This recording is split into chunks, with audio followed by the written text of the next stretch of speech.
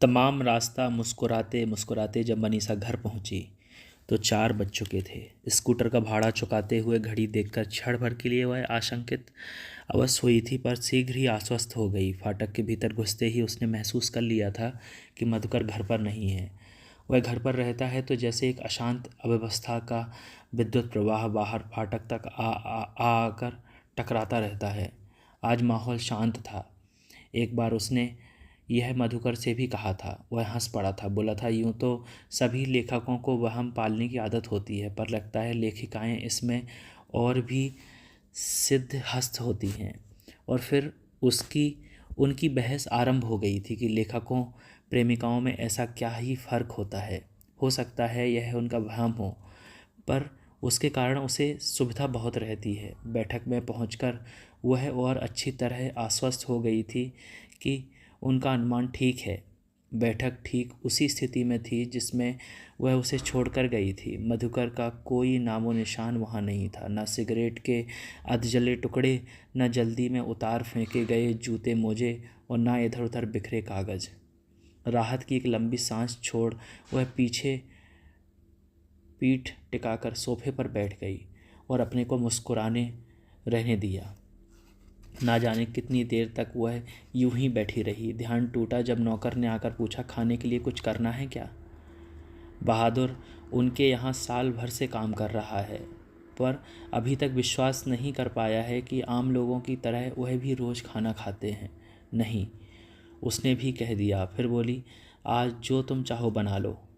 इतने गंभीर निर्णय के बोझ से परेशान सा बहादुर जाने लगा तो उसने आवाज़ लगाकर रोक लिया।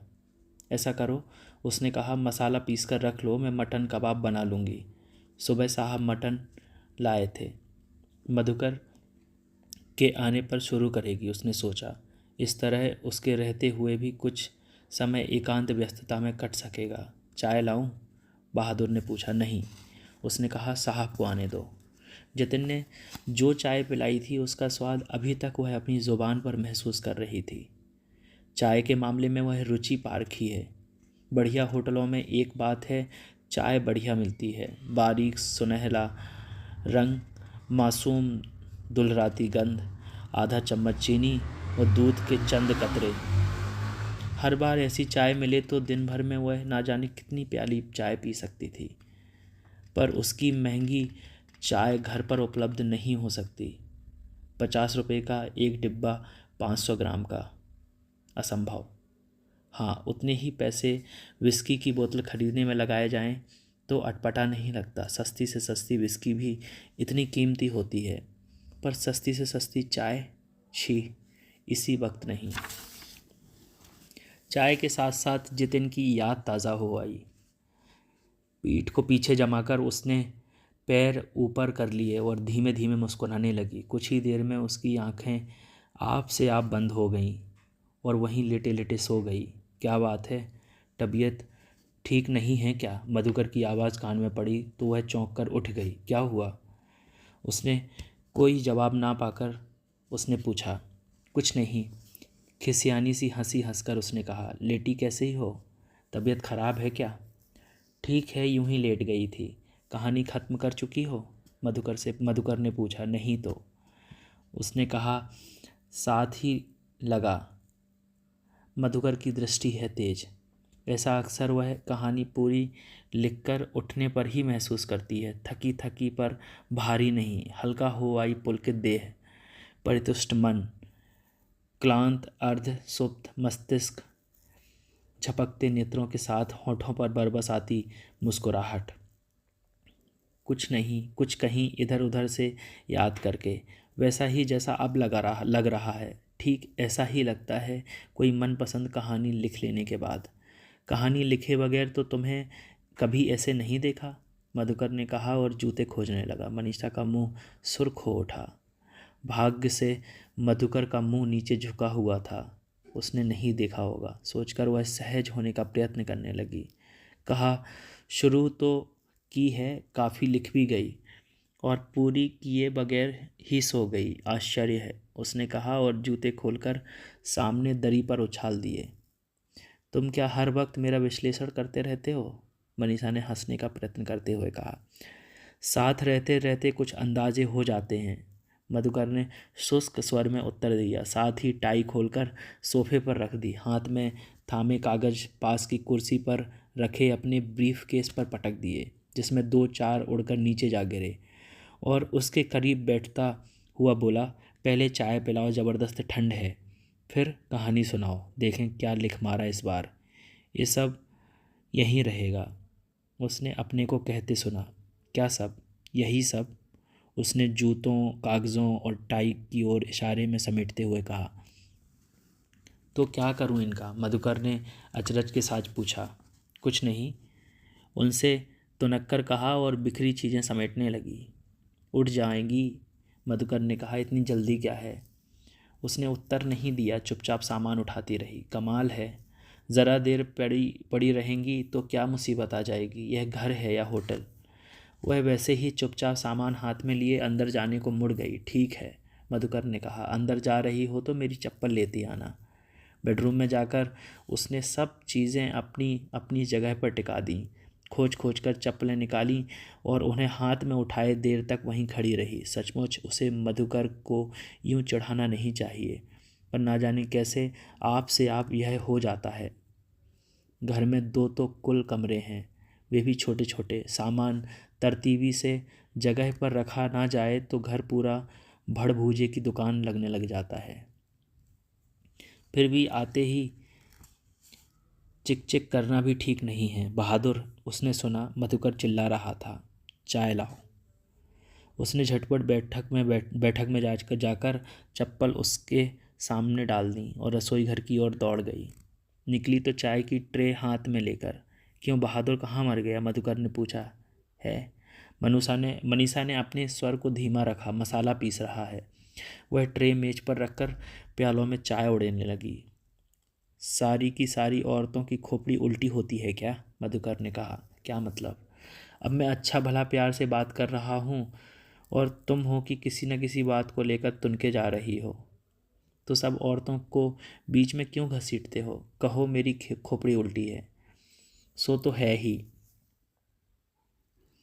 बहुत सोच समझकर मैं तो इस निष्कर्ष पर पहुंचा हूं कि आदमी औरत से सब कुछ करे, बस प्यार ना करे। जानबूझकर दिमाग खराब करना है नहीं। उसके मुंह से एकदम निकला, सब कुछ करे, ब्याह ना करे। मधुकर चाय का प्याला बीच हवा में उठाए देर तक उसे देखता रहा। क्या बात है? उसने कहा। फिर चक्कर में हो आजकल? क्या मतलब? वह प्याला नीचे रख उसके पास चला आया। उसके दोनों कंधे जोर से दबाकर मुंह जबरदस्ती ऊपर उठा दिया। बोला, देखो मनीषा, मैं जितेन नहीं हूँ। यानी? उसने तड़प कर कहा। मैं ना तो बीमन लिव में विश्वास करता हूँ और ना मैं फ्री लव में। जानती हूँ, मनीषा ने कड़वाहट के साथ कहा। तुम लेखिका हो, लिहाजा दुनिया को रिझाने के लिए कुछ भी लिख सकती हो और लिखते लिखते विश्वास भी करने लग सकती हो। वह तुम्हारा निजी मामला है। धन्यवाद, मनीषा ने बीच में ही कहा। मेरा निजी भी कुछ है। व्यंग तुम अपनी कहानी के लिए रखो, मधुकर बोला। मैं तुम्हें सिर्फ यह बतला देना चाहता हूँ कि मैं जितेन नहीं हूँ। बार बार दोहराने की ज़रूरत क्या है? मैं क्या जानती नहीं कि तुम जितेन नहीं हो? इसलिए मैं बिला हील हुज्जत अपनी चीज़ दूसरे को उठाकर नहीं दे सकता। अपनी चीज़ मतलब तुम। मैं क्या तुम्हारी चीज़ हूँ? उसने तिलमिलाकर पूछा। बिल्कुल। सिर्फ मैंने तुमसे प्यार नहीं किया, तुमने भी मुझसे प्यार किया है, इसलिए तुम मेरी चीज़ हो और मैं तुम्हारी। धन्यवाद, पर मैं तो तुम्हें अपनी चीज़ नहीं समझती। ना समझो, मैंने कहा ना, वह तुम्हारे समझने की बात है, पर मैं ऐसा समझता हूँ और विश्वासघात बर्दाश्त नहीं करूँगा। विश्वासघात? मनीषा तिरस्कार से हंस पड़ी। इतना नाटकीय होने की क्या ज़रूरत है? किसी तीसरी दर्जी के उपन्यास के समान जानता हूँ यह तुम्हारा तकिया कलाम है, पर हम तुम्हारी कहानी के पात्र नहीं, जीते जागते इंसान हैं जो एक दूसरे को प्यार करते हैं। अच्छा, विश्वासघात होने पर तुम क्या करोगे? ओथेलो की तरह हत्या? नहीं, फांसी पर चढ़ने का मुझे शौक नहीं है। प्रेमियों को भगाने के लिए हत्या की आवश्यकता नहीं होती। हंटर लेकर भी उनके पीछे घूमने की ज़रूरत नहीं होती, और बहुत आसान तरीके हैं उसके लिए। मसलन सब प्रेमी बदनामी से बेहद डरते हैं। खुल्लम खुल्ला बदनामी करने से दुम दबाकर भाग खड़े होते हैं। ओह, मनीषा ने कहा, यानी यह डर तुम्हें दिखाया जाता तो तुम भी भाग खड़े होते? नहीं, मेरा इरादा तुमसे विवाह करने का था, 2-4 दिन रोमांस लड़ाने का नहीं। और जितिन, मुझे क्या डर दिखाता? वह आदमी प्यार करता ही कब था, करना जानता ही कहाँ था। बार बार जितिन को बीच में घसीटने की क्या ज़रूरत है? बहुत दर्द हो रहा है उसके लिए। हाँ, तुमसे कहीं बेहतर आदमी था, होगा। मधुकर ने उसी मुंह चिढ़ाती लापरवाही के साथ कहा। बेहतर तो तुमसे भी होगा। उससे मतलब?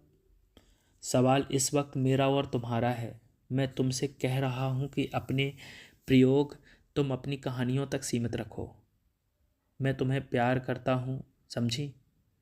मधुकर का स्वर जितना उग्र था, उसके चेहरे पर उसके अनुकूल परेशानी नहीं थी। मनीषा को लगा इतना सब कहने के बावजूद मधुकर काफ़ी हद तक आश्वस्त है कि वह उसी को प्यार करती है।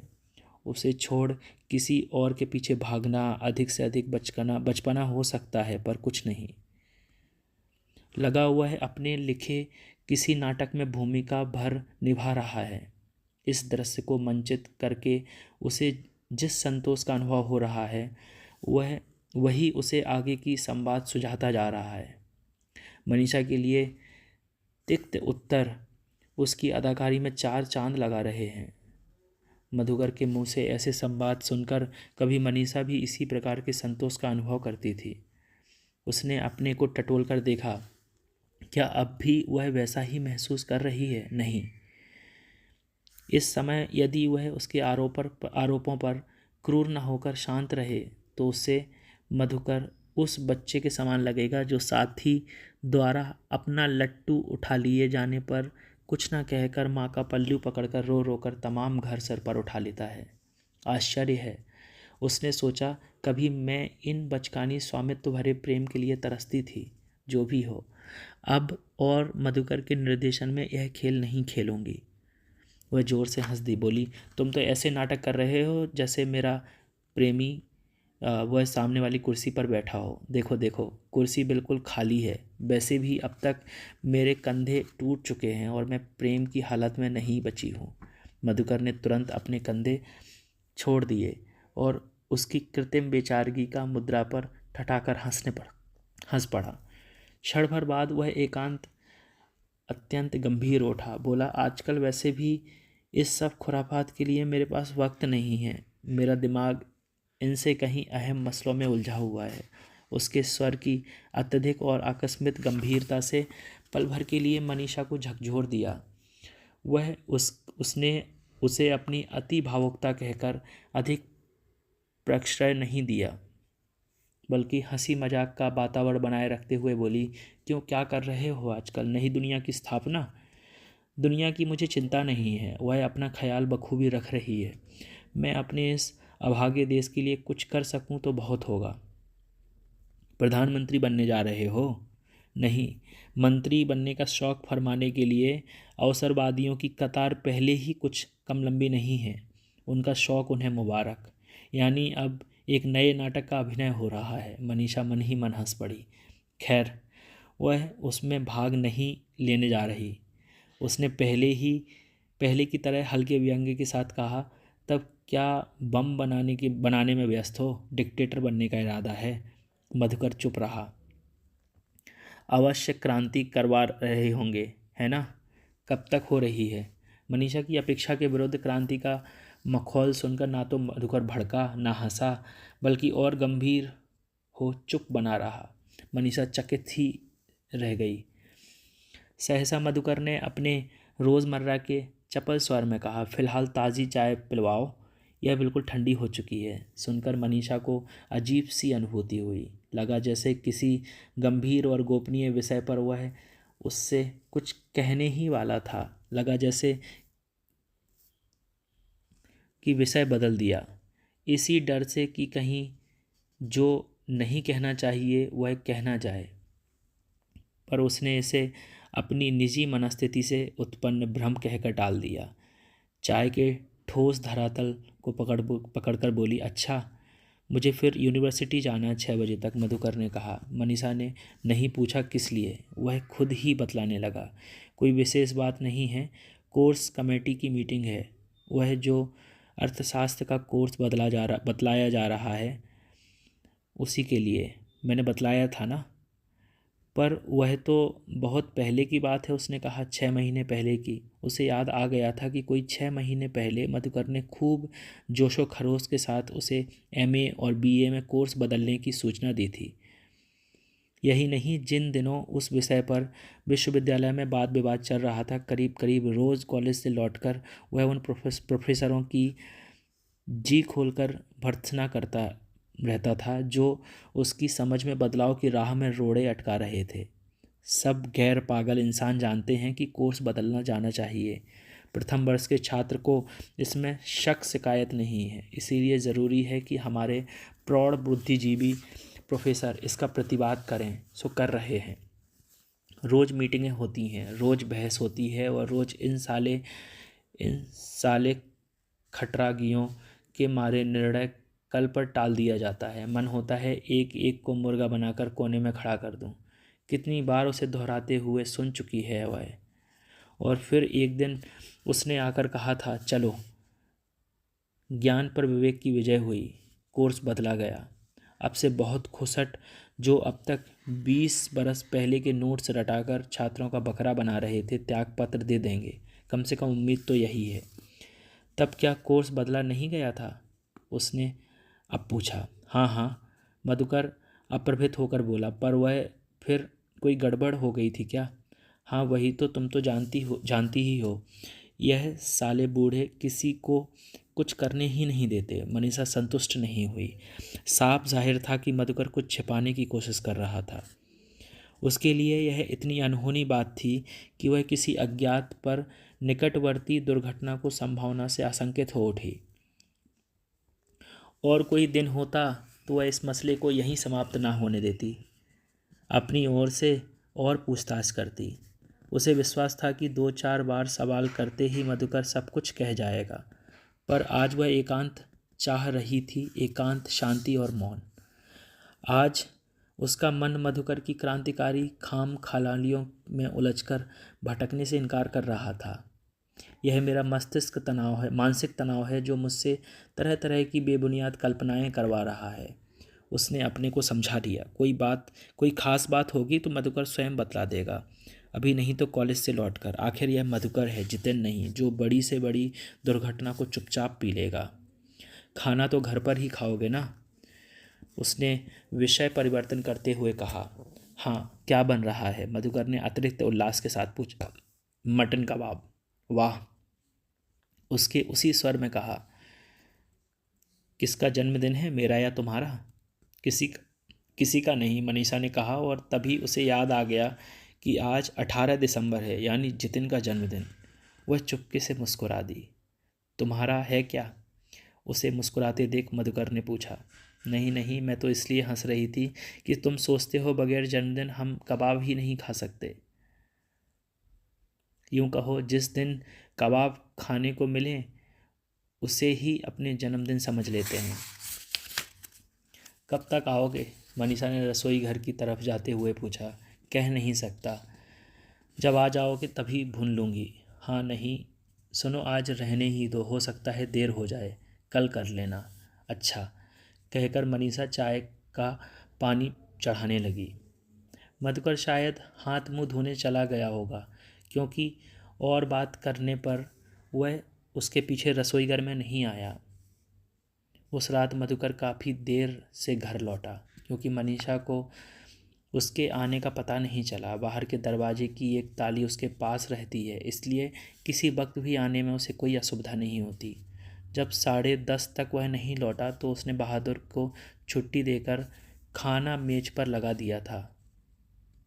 खुद बिस्तर पर लेटकर उसका इंतज़ार करते करते सो गई थी।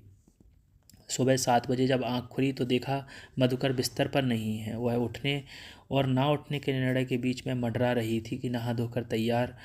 मधुकर ने आकर कहा, कुछ खाने वाने को देना है तो दे दो, अभी जाना है। उसके स्वर में उत्तेजना का ऐसा उद्घोष था कि मनीषा रजाई फेंक हड़बड़ाकर उठ गई, पर जानबूझकर उसने उससे कोई पूछताछ नहीं की। मधुकर उन व्यक्तियों में से है जो छोटी बड़ी बात पर अपने और पराई अनुभूतियों पर समान रूप से उत्तेजित हो जाया करते हैं। उनकी उत्तेजना पर अपनी प्रतिक्रिया स्थगित रखी जा सकती है, विशेष हानि की संभावना नहीं होती। उसने रसोई घर में जाकर झटपट नाश्ते की तैयारी कर दी और मधुकर भी उतना ही तत्परता से 2-4 कौर मुंह में डालकर घर से निकल गया। उसका जल्दी चले जाना मनीषा को लगा एक प्रकार का सुखद संयोग था। अब वह आराम से जितेंद्र से अपनी आज की होने वाली भेंट के बारे में सोच सकती थी।